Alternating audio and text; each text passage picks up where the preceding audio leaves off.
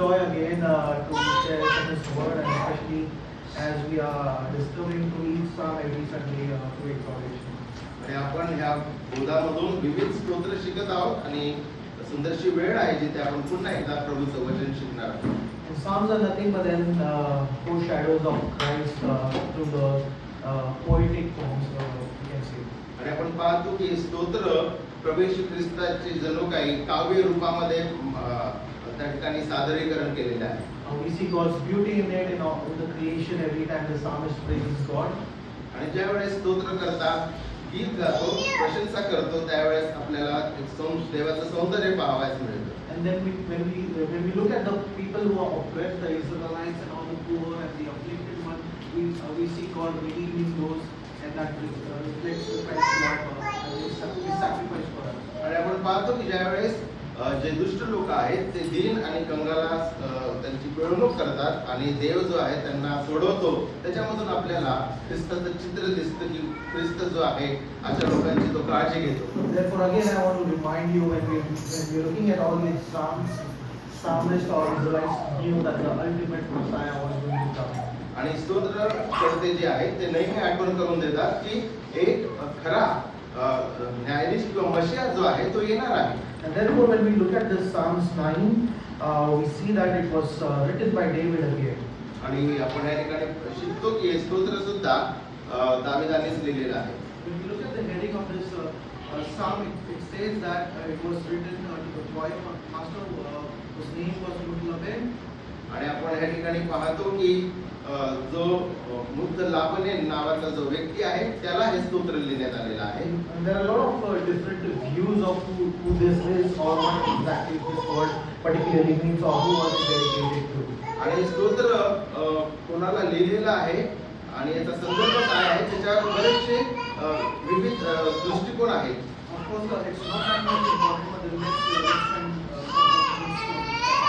आणि काही वेळ आपण घेऊया आणि हे समजण्याचा आपण प्रयत्न करू. some say that it is it addresses or it literally means death of the self.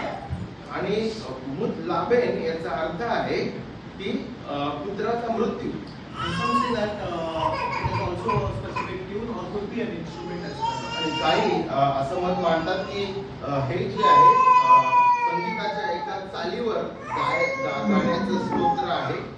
And some also believe that this could be addressed to a Philistic enemy that was destroyed was crushed, who is none other than Goliath himself. आणि गोल्यात जो बलिष्ठी आहे त्याच्या मृत्यूवर लिहिलेलं हे स्तोत्र आहे असं काहींचं म्हणणं आहे. Regardless what the views are, we see the God's beauty and His love to the afflicted one in this particular psalm. आणि विविध दृष्टिकोन असले तरी आपल्याला जो ठळक बाब आपल्याला याच्यातून शिकायला मिळते आणि ती म्हणजे कंगाल आणि दिनाप्रती देवाची Preeti. And now to understand this particular psalm, we need to go back to literal Greek Septuagint where Psalms 9, Psalms 10, they were clubbed together and they were one psalm as a whole. आणि Greek भाषेमधून लिहिण्यात आलेला जो जुना करार आहे त्यामधून आपल्याला काही माहिती समजावी लागेल. Yes, so the Psalms 9 and Psalm 10, they were clubbed together. They were basically one psalm and sung as a whole in a public gathering. आणि सामूहिक एकत्रीकरणामध्ये त्या ठिकाणी स्तोत्र 9 आणि 10 जे आहे ते एकत्रित रीतीने गायले जात असतात. And it was public reflection of Israelites acknowledging that God is their God is true God who has raised them from the dead, the God who has pulled them out of slavery. आणि आपण पाहतो की ही एक सामूहिक अभिव्यक्ती आहे त्या ठिकाणी इस्रायल लोक जे आहे प्रतिबिंबित करत आहे परमेश्वराच्या मुक्तीचं कार्य. And therefore when we start reading this verse, this psalm from verse 1 and 2, we see that David with his all body parts, we can say that he's praising God. In verse 1 we see that his heart and his mind is thanking God. In first line he says that I will give thanks to the Lord with all my heart. I will recount all your wonderful deeds. आणि या ठिकाणी आपण पाहतो की तो त्याच्या शरीराचे जे अवयव आहेत त्यांचा या ठिकाणी उपयोग करत आहे परमेश्वराच्या स्तुती करिता. He says that not just my heart, but then he says my whole heart. आणि या ठिकाणी तो फक्त मनापासूनच नाही तर तो म्हणतो की मी संपूर्ण मनापासून परमेश्वराचे उपकार स्मरण करेन. And not just that, but then he goes on ahead and says that I will recount all your wonderful deeds. आणि या ठिकाणी तो म्हणतो की तुझे सर्व जे कृत्य आहे त्यांची मी आठवण करेन. And in many, as humans, we typically forget all God's goodness and His mercies every day in our lives. स्वभावतः मानव जो आहे तो नेहमी देवाचे चांगुलपणाचे कृत्य विसरतो. But then as David is singing here, he's recounting all the goodness that God has shown for him and the people of Israel. आणि आपण पाहतो की परमेश्वराने त्याच्या प्रती आणि इस्रायल प्रती दाखवलेलं त्याचं चांगुलपण जे आहे त्याची तो आठवण करतो. And he continues doing that in verse 2 as well, where he says that I will be glad and exalted him. आणि या ठिकाणी तो म्हणत आहे की मी तुझ्या ठाई हर्ष व उल्हास पावेल. हे परमेश्वरा मी तुझ्या नावाचे स्तवन करेन. And it starts from heart again. आणि पुन्हा एकदा अंतःकरणापासून सुरुवात होत We आहे. can be glad in God only by our heart. आणि आपण परमेश्वरामध्ये उल्हासाने हर्ष करतो आणि ते अंतःकरणापासून होणं गरजेचं Because आहे. above all, our hearts are deceitful. कारण की आमचं अंतःकरण जे आहे ते फसवं आहे And our minds are forgetful as well. आणि आमची जी बुद्धी आहे ती नेहमी विसरत असते. But then here again we see that David is encouraging, or he himself is exalting God and being glad in Him, and again he sings praise to His name. आणि या ठिकाणी आपण पाहतो की दावीद उपकार स्मरण करत आहे, कृत्यांची आठवण करत आहे, उल्हासाने हर्ष करत आहे. And he opens his mouth and sings of His praise. आणि आपण पाहतो की तो त्याचं मुख उघडून परमेश्वराला गीत गात आहे. And how encouraging this is that Israelites, and David particularly in this psalm is recounting every goodness that God has done. आणि ह्या ठिकाणी दावीद जो आहे देवाने इस्रायलाप्रती दाखवलेलं त्याचं चांगुलपण जे आहे त्याची आठवण करत And आहे. his whole heart every time recounts of His goodness. आणि प्रत्येक वेळेस जे आहे आपल्याला सुद्धा परमेश्वराच्या चांगुलपणाची आठवण करणं गरजेचं आहे. And his heart is full of joy for the Lord, to the Lord for who He is. आणि या ठिकाणी आपण पाहतो की दाविदाचं अंतःकरण हे हर्षाने आणि उल्हासाने भरलेलं आहे कारण की देवाने त्याच्या प्रती चांगुलपणाचं कार्य केलेलं आहे. And what that good works are to him. आणि ते चांगले कृत्य कोणते आहेत? And that's what we see in verse 3 to 6. आणि 3 ते 6 मध्ये आपल्याला ते देवाचे चांगले कृत्य पाहावयास मिळतात. When my enemies turn back, they stumble and they perish before your presence. आणि आपण या ठिकाणी पाहतो की माझे वैरी मागे फिरले की ठोकर खातात. And there again you have rebuked the nations, you have made the wicked perish. आणि या ठिकाणी आपण पाहतो की परमेश्वर जो आहे तो दुर्जनाचा नाश करतो आणि राष्ट्रांना धमकावितो. And he continuously address you have. In English, if you read the verse from starting from 3 to 6, you see this repeated occurrence that you have done this, you have done this, you have done this. आणि या ठिकाणी आपण पाहतो की तू हा शब्द तो वारंवार वापरत आहे की तू हे केलं आहे, तू हे केलं आहे. He does not say that I went to war and I did it. आणि तो असं म्हणत नाही की मी युद्धासाठी गेलो आणि मी केले असं तो म्हणत नाही. Not my army, but then Lord, it is you who did it. आणि तो असं म्हणत नाही की माझ्या सैन्याने हे केलेलं आहे, पण हे प्रभू तू केलेलं आहेस. And how amazing that is that even after having multiple wins over this enemy, he still counts Lord as his victorious king and the one who supported him. आणि आपण या ठिकाणी पाहतो की पुन्हा एकदा ह्या सर्व गोष्टींचं श्रेय दावीद परमेश्वराला देत आहे. And again, if you go to the next passage starting from verse 9 to 12, we see that the people of Israel knew His name and they trusted God's character. आणि आपण या ठिकाणी पाहतो की इस्रायली जे लोक आहेत त्यांना देवाचं नाव ठाऊक होतं आणि परमेश्वराचे गुणविशेष त्यांना ठाऊक होते. And if you look at the verse 9, it says the Lord is stronghold for the oppressed. आणि वचन 9 मध्ये आपण पाहतो की परमेश्वर पीडितांसाठी उच्च दुर्ग आहे. And is a stronghold in times of trouble. आणि संकट समय तो त्यांचा उच्च दुर्ग आहे. The word for oppressed here in actual language that actually means a crushed one. आणि पीडित हा जो शब्द आहे याचा अर्थ आहे ठेचल्या गेलेले. And a crushed one literally means someone who cannot even get up or could not even walk. आणि अशा प्रकारचे लोक ज्यांना उठून चालता सुद्धा येत नाही अशा प्रकारचा शब्द आहे. And it's almost similar to the situation of Valley of Death, where there were bones lying and they could not raise them up. आणि अशा प्रकारे आपण पाहतो की हा शब्द आहे ज्या ठिकाणी जे शुष्क हाडे आहेत जे उठून चालू शकत नाही. And then here we see that the Lord is stronghold of them. आणि परमेश्वर जो आहे तो त्यांचा उच्च दुर्ग आहे. And they're basically powerless. आणि आपण पाहतो की या लोकांमध्ये कोणत्याही प्रकारची शक्ती नव्हती. But then God makes him powerful by being their fortress. आणि परमेश्वर जो आहे त्यांचा दुर्ग ह्या नात्याने त्यांना तो प्रबळ करतो. He becomes their cliff that no enemy can scale up. आणि आपण पाहतो की तो त्यांचा दुर्ग आहे आणि कोणताही शत्रू जो आहे त्यांच्यावर चढाई करू शकणार नाही. And because of it, we see that they're continuously worshiping the Lord throughout the historical times. आणि आपण या ठिकाणी पाहतो की देवाचे जे लोक आहेत ते सतत परमेश्वराची आराधना करत आहेत. But then they did it for a very particular time, only when God showed their goodness on them.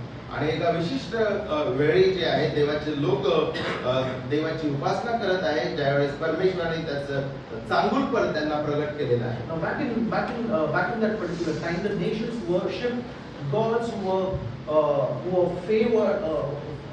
They worshipped God who favored the powerful ones. आणि आपल्याला असं दिसतं की जे राष्ट्र आहेत किंवा लोक जे आहेत ते जे प्रबळ लोक आहेत त्या प्रबळ लोकांप्रतीच जे आहे त्यांची कृपा किंवा त्यांचं मत मांडतात. What I mean by that is people worship gods who favored powerful people. ते अशा देवांची आराधना करायचे जे सामर्थ्य लोक किंवा मोठ्या लोकांना सहाय्य पुरवेल अशा देवांची ती आराधना करायची. And here we see the God of Israel makes himself stronghold of the weaker ones. आणि आपण या ठिकाणी पाहतो की इस्रायलचा जो देव आहे तो अशा कमकुवत आणि पीडित लोकांप्रती तो कार्य करत आहे. Now let's meditate on verse 10 here. वचन 10 वर आपण मनन करूया. Here we see that those who know your name. आणि या ठिकाणी असं सांगितलेलं आहे की ज्यांना तुझ्या नावाची ओळख झालेली आहे. And this directly connects to knowledge of trusting someone. आणि हे अशा प्रकारचं आहे की ज्यांच्या प्रती त्या लोकांना ज्ञान आहे त्याच्यावर विश्वास ठेवणं. And you cannot trust someone who you do not know. आणि ज्या लोकांना किंवा ज्या व्यक्तीची ओळख आपल्याला नाही अशावर आपण विश्वास ठेवू शकत नाही. I cannot tell someone go to this person who I do not know and he will fix your problems. आणि मी असं कोणाला सांगू शकत नाही की तू त्या व्यक्तीजवळ जा ज्याचा परिचय नाहीये आणि तो तुझी सर्व समस्या सोडवेल. We always direct people or ourselves to someone who we can rely on. आणि आपण नेहमी अशाच लोकांजवळ जातो ज्यांच्यावर आपण निर्भर राहू शकतो किंवा भरोसा ठेवू शकतो. That's what we see here when David is writing those who know your name. आणि दावीद जो आहे त्या संदर्भामध्ये या ठिकाणी बोलत आहे. The deeper our knowledge of God's character and His covenant faithfulness grows. आणि हे जे लोक आहेत त्यांना देवाची ओळख आहे, देवाचं नाव ठाऊक आहे, देवाचे करार त्यांना माहिती आहे. Stronger our trust becomes on Him. आणि आपण पाहतो की ते ती ओळख असल्यामुळे त्यांचा विश्वास जो आहे तो प्रबळ आहे. And again, if you read Hebrew literature, know is to have that it is basically a relational kind of a verb that is always used. आणि इब्री साहित्यामध्ये ओळख हा शब्द जो आहे हा नातेसंबंधाबद्दलचा आहे. And if you look at the Hosea 6:6, it also says that God desires or God expects of us having knowledge of Himself more than burnt offerings. आणि आपण पाहतो की होशे 6:6 मध्ये सुद्धा परमेश्वराची इच्छा आहे की त्याच्या लोकांना त्याचं ज्ञान असावं, लोकांनी त्याला ओळखावं. And not just the burnt offerings. फक्त ते यज्ञच त्यांनी करू नाही तर परमेश्वराचं ज्ञान त्यांना असावं. Bible clearly says in that verse that God expects us to know His character more than anything else. आणि आपण पाहतो की बायबल आपल्याला शिकवितं की देवाची ही इच्छा आहे की लोकांनी त्याला जाणावं, त्याची ओळख असावी. And that's what Israel we prayed time and again. आणि वारंवार आपण पाहतो की इस्रायल जे आहे ते वारंवार अपयशी होत गेले.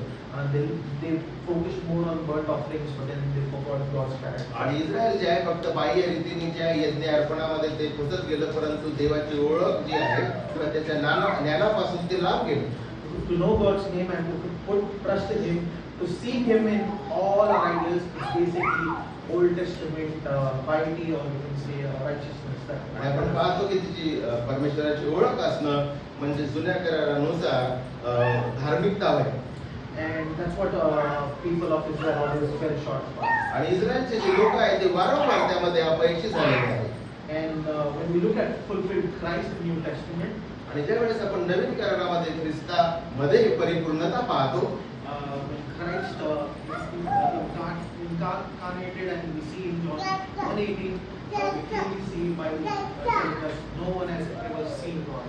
आणि आपण पाहतो की ख्रिस्ताचं देहधारण झालं आणि त्या ठिकाणी योहानामध्ये सांगितलेलं आहे की देवाला कोणीही कधीच पाहिलं नाही. But the only God, जो एक देव, एकटा देव, and He has Satya Dev. made Him known in Christ.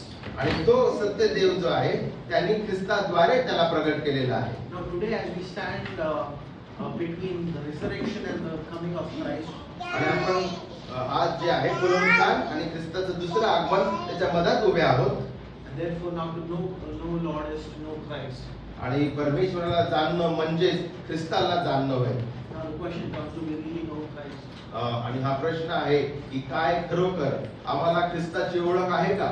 We'll see a few more foreshadows in this very chapter. Let's move to verse 13 to 18. पुष्कळशे छाया ह्या स्तोत्रामध्ये आहेत, परंतु आपण 13 आणि 18 वर भर देत आहोत आता. Here in verse 13 we clearly say David is praying earnestly and says, "Be gracious to me, O Lord." या ठिकाणी दावीद जो आहे तो इमानदारीने आणि मनापासून तो प्रार्थना करत आहे की हे परमेश्वरा माझ्यावर दया कर. Even after he mentioning multiple experiences and situations where God has been on his side, he still finds him in a place where he knows that he should also pray. अशा बऱ्याचशा घटनांचा उल्लेख या ठिकाणी केलेला आहे की ज्या ठिकाणी देव त्याच्यासोबत होता तरी सुद्धा या ठिकाणी पुन्हा तो दयेची याचना करत आहे. He's letting us know that he is not about the afflictions.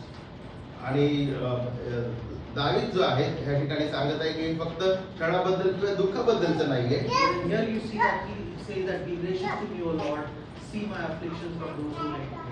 आणि या ठिकाणी आपण पाहतो की तो पुन्हा एकदा म्हणत आहे की हे परमेश्वरा माझे दुःख पहा आणि माझे द्वेष करणाऱ्यांकडे पहा. And he doesn't end there, and then he says that, oh, you who lift me up from the gates of hell. आणि या ठिकाणी तो म्हणत आहे वचन 13 मध्ये माझा द्वेष करणाऱ्यांपासून मला झालेली पीडा पहा. This is basically nothing but a rhythm of godly suffering, an element that echoes with praise. आणि आपण पाहतो की या ठिकाणी एक धार्मिकतेमुळे येणारा जे दुःख आहे ते आपण या ठिकाणी पाहतो आणि विलाप आपल्याला या ठिकाणी पाहायला मिळत आहे. And alongside that, it also echoes with praise. आणि या ठिकाणी आपण पाहतो की दुसरीकडे तो परमेश्वराची प्रशंसा करत आहे. And then what happens with the wicked ones on the other side? आणि आपण दुसरीकडे पाहतो की जे दुष्ट आहेत, कुकर्मी आहेत, त्यांचं काय होत आहे. And that's what we see in verse 15 and 15 to 17. 15 ते 17 मध्ये आपण त्या गोष्टी पाहतो. The nations have sunk in their pit that they made, राष्ट्रे आपल्याच केलेल्या खाचेमध्ये स्वतः पडली आहेत. in the net that they hid. आणि गुप्तपणे मांडलेल्या जाळ्यात त्यांचे पाय गुंतले आहेत. Their own foot is in God. आणि त्यांची पाय गुंतल्या गेलेले आहेत. And again in verse 16, the Lord has made himself known, he has executed judgment on them. परमेश्वराने न्याय निवाडा करून स्वतःला प्रगट केले आहे. We see that this is almost similar, David recalling all the enemies that he defeated. आणि या ठिकाणी आपण पाहतो की पुन्हा एकदा परमेश्वराने ज्या दाविदाच्या शत्रूचा पाडाव केलेला आहे, त्यांना पराजित केलेला आहे, त्याची तो आठवण करत आहे. Haman, Judas, and again multiple kings that we see throughout history of Israel. We have the king Pharaoh. Pharaoh आणि इतर सर्व जे राजे आहेत त्यांना परमेश्वराने पराजित केलेला आहे. In verse 17 we see a big warning. आणि वचन 17 मध्ये आपल्याला एक चेतावणी किंवा धमकी पाहायला मिळत आहे. And the warning comes from direct God. आणि ही चेतावणी जी आहे ती स्वतः प्रभूकडून येत आहे. The wicked shall return to Sheol. या ठिकाणी असं सांगितलेलं आहे की जे दुर्जन आहेत ते अधोलोकात परत जातील. And all the nations that forget God. आणि जे लोक जे राष्ट्र परमेश्वराला विसरतात त्यांचा सुद्धा नाश इथे दाखवलेला आहे. And here we see a clear definition, not just the nations that hate God, but the nations that simply forget Him. फक्त असे राष्ट्र नाहीत की जे देवाचा द्वेष करतात, परंतु जे राष्ट्र परमेश्वराला विसरलेले आहे त्यांचा उल्लेख इथे केलेला आहे. Now the question comes here, do we keep forgetting God? आणि प्रश्न हा आहे की काय आपण परमेश्वराला विसरत आहे का? And when we answer this very question, the answer could be yes. आणि आपण पाहतो जर प्रामाणिकपणे याचं उत्तर दिलं तर त्याचं उत्तर होय आहे. We do keep forgetting God for His goodness. परमेश्वराचं जे सांगून आहे ते आपण नेहमीच विसरतो. We keep forgetting all His mercies and His riches and all the goodness that He has shown time and again throughout the history, and especially in our lives. आपण त्याची दया, त्याची करुणा आणि त्याची प्रीती वारंवार विसरतो. But then here's a very beautiful and a pearl verse, I would say, here in the Psalm, which we see nowhere else. आणि एका मोत्याप्रमाणे असणारं वचन या ठिकाणी आपण पाहतो. Verse 18, let's वचन 11. For the needy shall not always be forgotten, कंगालाचे नेहमीच विस्मरण होणार नाही. and the hope for poor shall not perish forever. दिनांच्या आशेचा भंग सर्वदा होणार नाही. I want you to draw your attention to the word which says always. ह्या वचन काय शिकवत आहे त्याकडे तुम्ही लक्ष द्या अशी माझी इच्छा आहे. The word that is always in this verse. आणि ह्या वचनामध्ये जो शब्द नेहमीच आहे तो महत्वाचा आहे. The needy. जे गरजवंत आहे, कंगाल आहे. Are we really needy of Him? आणि काय आपण खरोखर परमेश्वरासमोर कंगालाप्रमाणे किंवा दीन आहोत का? Here it's not talking about the needy ones for materialistic things of this world. आणि फक्त या ठिकाणी भौतिक गोष्टींसाठी गरजवंत आहेत असा तो उल्लेख नाहीये. And in the second part of the same verse, when he talks about the poor, he's not talking about poor in terms of all the worldly riches. आणि या ठिकाणी पुन्हा एकदा दीन जो आहे याचा अर्थ असा नाहीये की त्यांच्या जीवनामध्ये भौतिक गोष्टींची कमतरता आहे. The needy ones are the needy ones needy for God. आणि हे जे दीन आहेत हे देवाची अपेक्षा करणारे दीन आहेत. And the poor are the ones who are poor in spirits. आणि जे आत्म्यामध्ये कंगाल आहेत किंवा दीन आहेत ते देवाकरिता आहेत. And now here when we look at this very verse, we also see one of the greatest afflicted ones that we see in New Testament. आणि अशा प्रकारचे कंगाल आणि दीन जे आहे आपल्याला नवीन करारामध्ये सुद्धा पाहावयास मिळतात. But then the ultimate afflicted one is no one else but then the Christ who has been humbled and needy for God, and that's what we see on his cross when he said that, why are you forsaken? परंतु जो सर्वोत्तम किंवा परिपूर्ण असा एक दीन नवीन करारामध्ये दाखविलेला आहे तो दुसरा तिसरा कोणी नसून आपला प्रभू येशू ख्रिस्त आहे. And on the cross we see Christ screaming at the Lord, saying, my God, why have you forsaken me? आणि वधस्तंभावर प्रभू येशू ख्रिस्तानी त्या ठिकाणी ते वाक्य उद्गारलं, माझ्या देवा तू माझा त्याग का केला? And he entered forgetfulness so that we would be never forgotten. आणि त्या ठिकाणी आपण पाहतो की परमेश्वराने जो आहे त्याचा त्याग केला जेणेकरून आमचा कधीही त्याग होणार नाही. Christ entered that forgetfulness so that we can never be forgotten in God's life. आणि आपण पाहतो की त्या वधस्तंभावर काही काळाकरिता प्रभूने त्याचा त्याग केला जेणेकरून परमेश्वर जो आहे आपला त्याग किंवा परमेश्वर आपल्याला कधीही विसरणार नाही. And now we can say that the resurrection is the Father's answer that He was heard. आणि आपण पाहतो की ख्रिस्ताचं पुनरुत्थान जे आहे ते त्याचं उत्तर होतं की त्याची वाणी किंवा त्याची प्रार्थना ऐकल्या गेलेली आहे. And we see that in the book of Hebrews chapter 5 and verse 7. इब्री लोकांपत्र 5 आणि 7 मध्ये आपण ते पाहतो. And how amazing the great afflicted one was and his sacrifice was for us. आणि आपला प्रभू येशू ख्रिस्त जो दीन आहे जो छळातून गेला त्याचं अर्पण किती उत्तम आहे. Now let's move to the last part. त्या अध्यायाच्या शेवटच्या भागाकडे आपण जाऊ. Verse 18 to verse 19 and 20. 19 आणि 20. Arise, O Lord. हे परमेश्वरा उठ. And when you look at this phrase, arise, O Lord, we see similar phrase even in Numbers chapter 10 verse 35. गणना अध्याय 10 आणि 35 मध्ये आपल्याला अशा प्रकारचा वाक्य प्रचार पाहावयास मिळतो. We see that when we see that in the context of when ark was moved in the wilderness. आणि ज्या वेळेस जो कोश आहे तो अरण्यामध्ये नेण्यात आला And people begged specifically asking Lord, Lord, arise. आणि त्या ठिकाणी जे देवाचे लोक आहेत त्यांनी अशा प्रकारची प्रार्थना केली, हे परमेश्वरा उठ. And it is basically a call to God that Lord, we want you here. आणि अशा प्रकारची वाणी आहे, प्रार्थना आहे की हे परमेश्वरा या ठिकाणी आम्हाला तुझी गरज आहे. And it's a deep cry asking Lord for His favor. आणि एक प्रकारची घनिष्ठ प्रार्थना आहे ज्या ठिकाणी ते परमेश्वराची मेहर नजर मागत आहे. But then why David here is making that prayer? आणि ह्या ठिकाणी दावीद जो आहे का बरं ही प्रार्थना करत आहे? Again, like I said, we are in between a time of resurrection and resurrection and the second coming of आणि God. आपण पुनरुत्थान आणि प्रभू येशू ख्रिस्ताचं दुसरं आगमन त्याच्या मधात त्या काळात जगत आहोत. And what's really happening in this particular time? आणि ह्या मधातल्या काळात काय होत आहे? And even prior to that, what was really happening? आणि त्याच्या आधी सुद्धा काय होत होतं? We see that every man wanted to be a God. आणि आपण पाहतो की प्रत्येक व्यक्ती जो आहे त्याला देव व्हायचं होतं. That's what we see even in the verse 20. आणि या वचन 20 मध्ये आपल्याला ते पाहायला मिळतं.